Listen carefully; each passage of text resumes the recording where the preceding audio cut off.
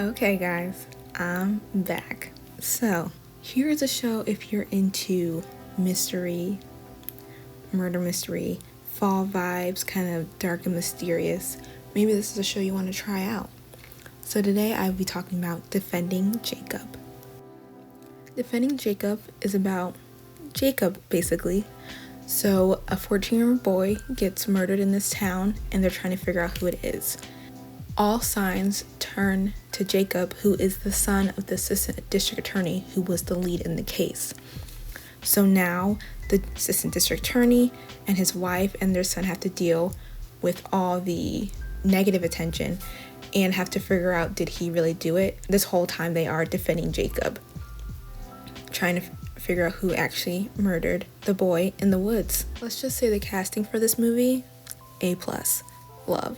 We got Chris Evans, we got the woman from Downton Abbey, we have the son, I believe he played in It, and so many others that are well-known actors and actresses within this show. So definitely one you want to look out for. So that was a general synopsis of Defending Jacob, who is the son of the assistant district attorney, who is the lead suspect in a murder of a young boy in the woods. So if that intrigues you and you have not seen this show already, go ahead, pause, go watch it, and then come on back and listen to the rest. If you do not care, that's fine too. We'll continue on. Just to warn you, spoilers will be coming up, and we'll be getting into the show, what I thought, what happened, and let's see your opinions as well.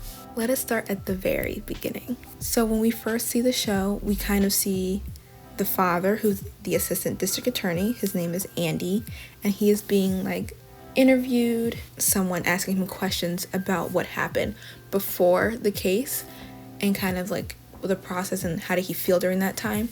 So you're not quite sure what this is referring to. Why is he questioning him at this time? Because as he's questioning him, it goes back to what actually happened during that time. So I like that how they had a little mystery, okay, why is he interviewing the father right now? What's going on? But we'll get to that later. Let's go into the actual Defending Jacob. So the day started out like any other day.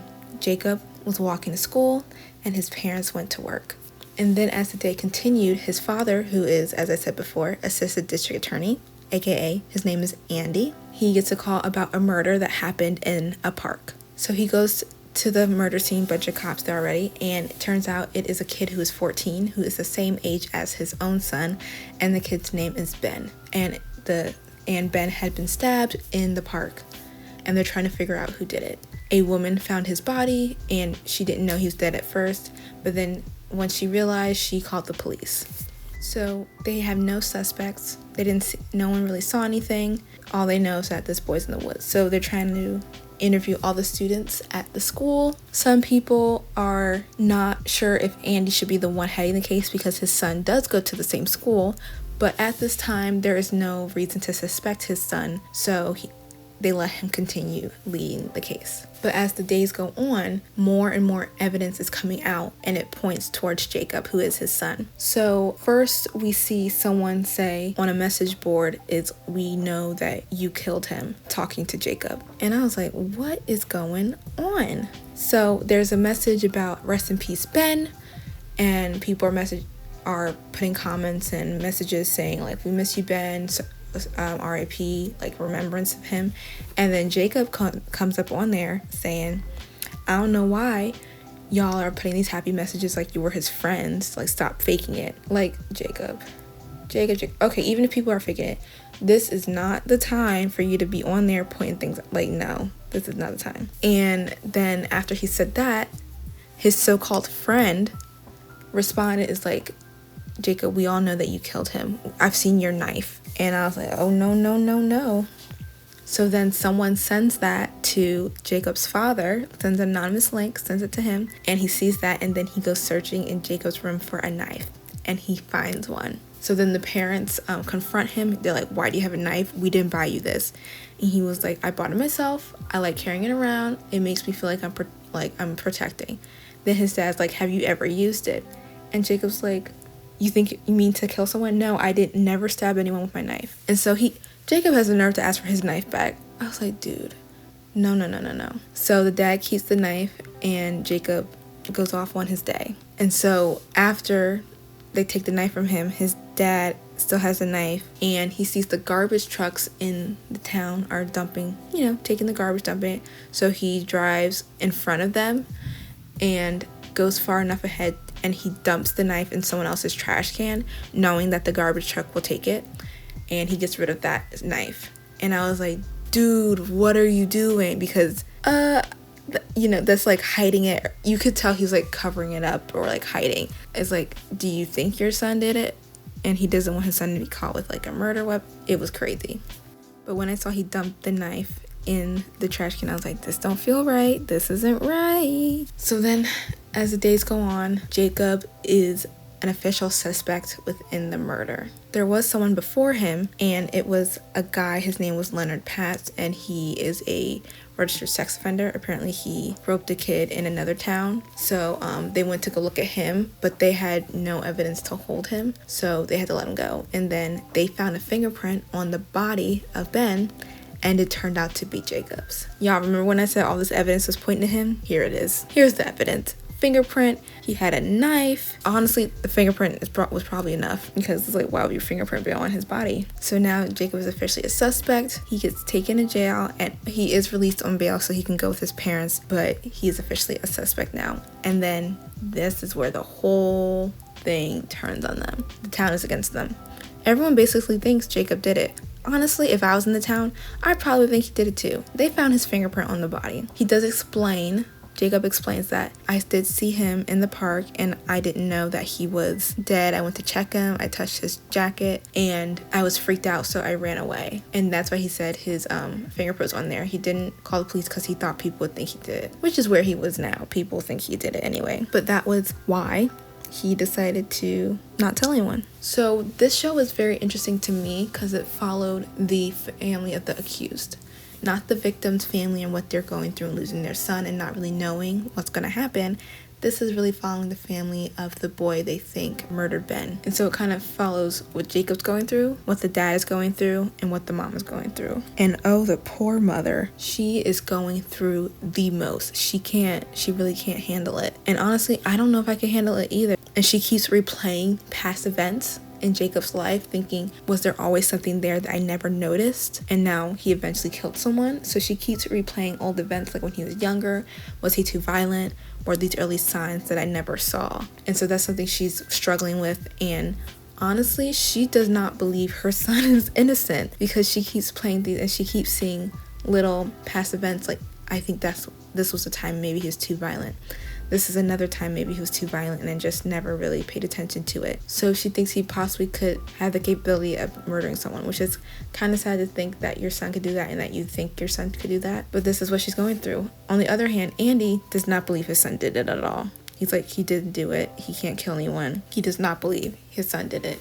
So they're on two different ends of the spectrum, and that does cause some disconnect, some fighting, some tension within the family. The mother doesn't try to show it to her son, but she does bring up concerns to her husband. It's like, what if he really did do this? I don't know if I believe him. A lot of tension within the household. So they hire a lawyer, and a very good lawyer. I love their lawyer. She's so sweet. She looks like a mom, and I love her. And she is helping them prepare for the trial. She gives them different tasks. She's like, don't talk to any reporters, don't show any emotion, trying to have them portray a positive or indifferent vibe so people won't pull them apart and draw negative attention to them and kind of shape the case. And they tell Jacob to stay off social media. There are several times when they go to her office. One point they go to visit her office, and she asks Jacob to recall the events as best he can, as much detail as possible, step by step, so that they can go over it. And so he starts telling things. And so she's like, oh, so were you standing? Were you kneeling? He's like, I guess I was standing. And then she's like, well, how would you check him if he were standing? And then he's like, I guess I was kneeling. And she's like, well, did you have any dirt on your pants? You never said that you had dirt on your pants, and all this stuff. And so she's like kind of going through every ounce of his statement. And it's when he's saying it, it just doesn't sound complete. It doesn't sound right. It's like missing pieces. It's like holes in what he's saying, which to me is like, red flag, Jacob. Did you kill this boy? And so they decide not to put Jacob on the stand because that would be a mistake, because his story is not tight. His story is all over the place. Another thing that comes out about the family is Andy's dad. And this is a secret he's been keeping even from his wife. And when she finds out, ooh, is she upset? So it turns out that Andy's father had killed someone. And how did he kill them? By stabbing them. He killed a girl, and he is still in jail serving that sentence. So seeing that his father killed someone and now his son is on trial for murder of stabbing someone, it does not look good for Jacob. They decide to test Jacob, Andy, and their father for their murder gene. And it looks like that Andy has it and his father has it, but Jacob does not have it. And as they're going over the results, the therapist does say that Jacob has a problem with sympathy and he doesn't sympathize well. When the mother asks for more detail about that, the woman says when she was talking about Ben's death, he didn't really sympathize.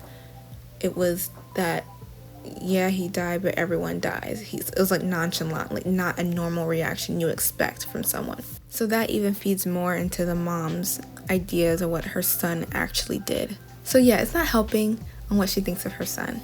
And then something comes out because Jacob decides to continue to be on social media.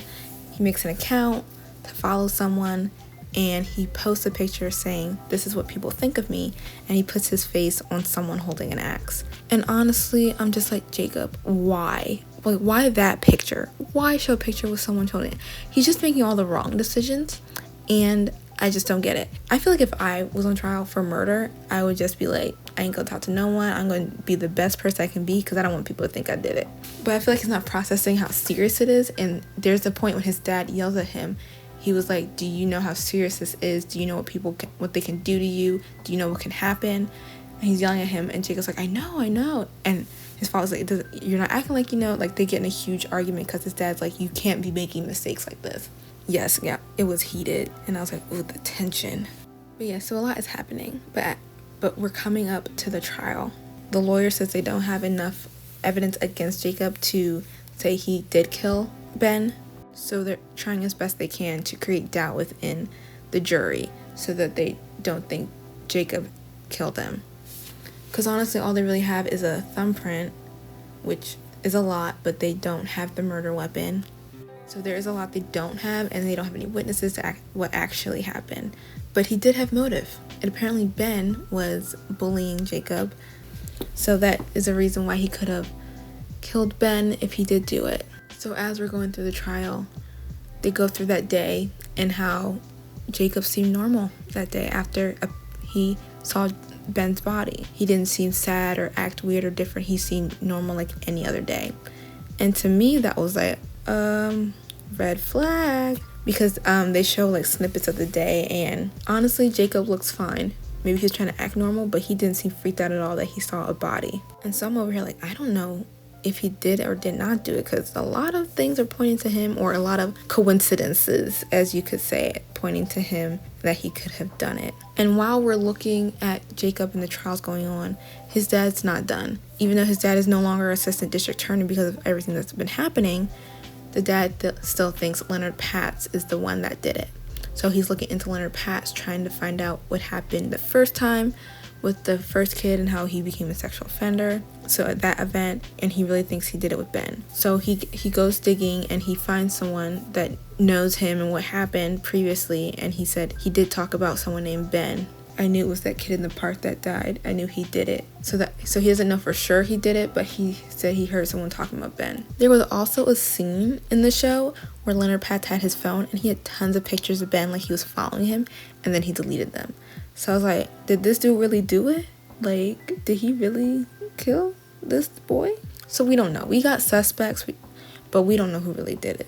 But near the end of the trial, something comes out on Jacob. Ooh. And it's bad. So they're bringing evidence that Jacob's side did not know about. Apparently there's this site that Jacob goes on, and it's not like a really good site. It's not good for his character either. And he posted a story. The story was about the death of Ben. And I'm just thinking, I'm like, why would he even think to write this and post it somewhere? Maybe he thought no one would see it. Oh my goodness, it was bad.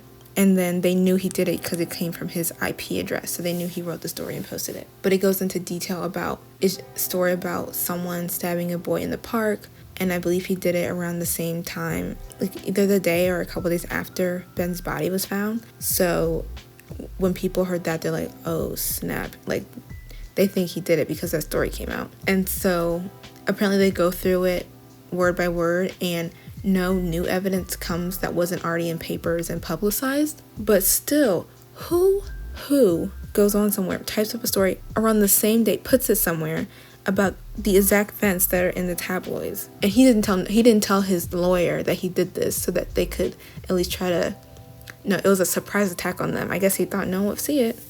But I was like, Jacob. And after that, if I didn't think he did it, I thought he did it then. I was like, he did it. And I bet the jury thought that too. And so it wasn't looking good for Jacob after that. And his mom thought he did it too. There's even a point that his dad's like, did you do it? Did you kill him? Because that story came out. He's like, what am I supposed to think after you typed up that full story and put it somewhere? And Jacob's like, no, I did not kill him. I didn't do it. Well, then before the next day and the verdict of the trial, they go to get Leonard Patz, and they see that he wrote a confession saying that he was the one that murdered Ben and he took his life. So Jacob is no longer guilty and he is free to go, and case closed. It was Leonard Patz. Well, come to find out, Andy talks to his dad who's in prison, and it turns out his dad made Leonard Patz write that letter and take his life.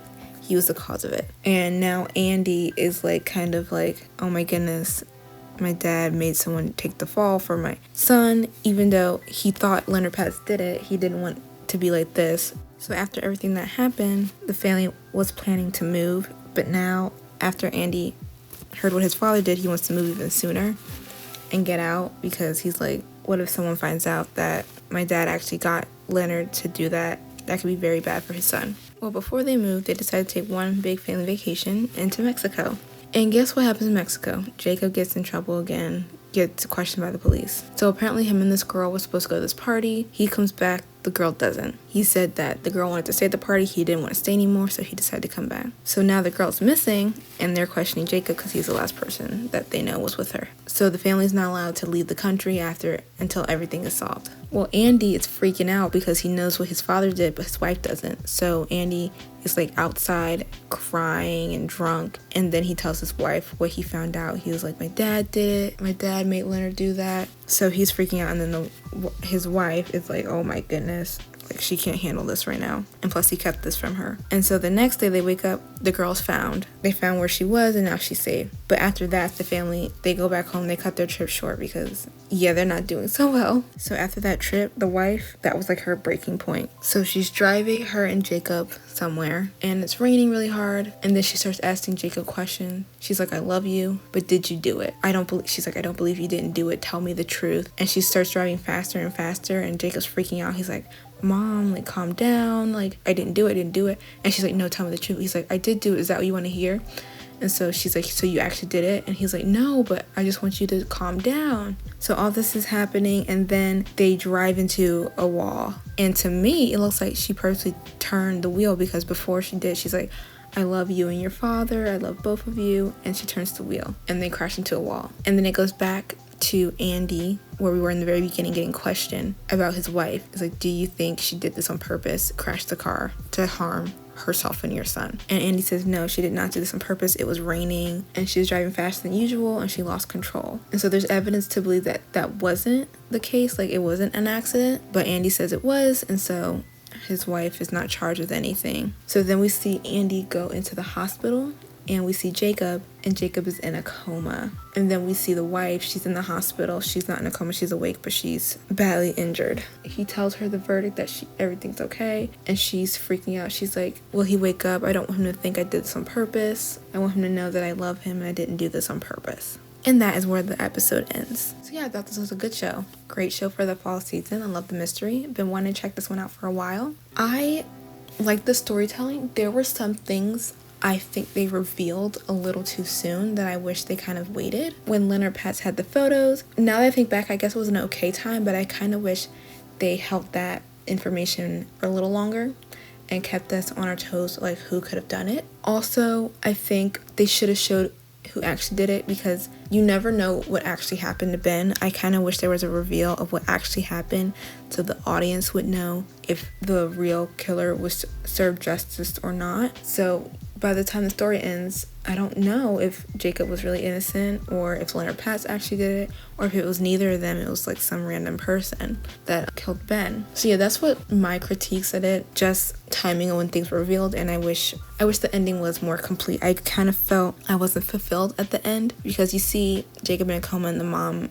in the hospital, and you kind of just see the dad at the house by himself, just like his life is completely 180 to what it was before. And I feel like there wasn't, I don't know, I didn't feel like I was fulfilled. Like, they fed me, but I'm still hungry. I still need more. Like, I really want to know. I feel like if they showed what actually happened to Ben, I would have been fulfilled, but they didn't show that. So yeah, that's what I didn't like. I really did enjoy the storytelling, I guess. And I love the woman who played the mother, did great. And like the drama, the emotions of seeing what this family's going through, done so well. Like, bravo to the actors for that. Thought that was done amazing. I love them.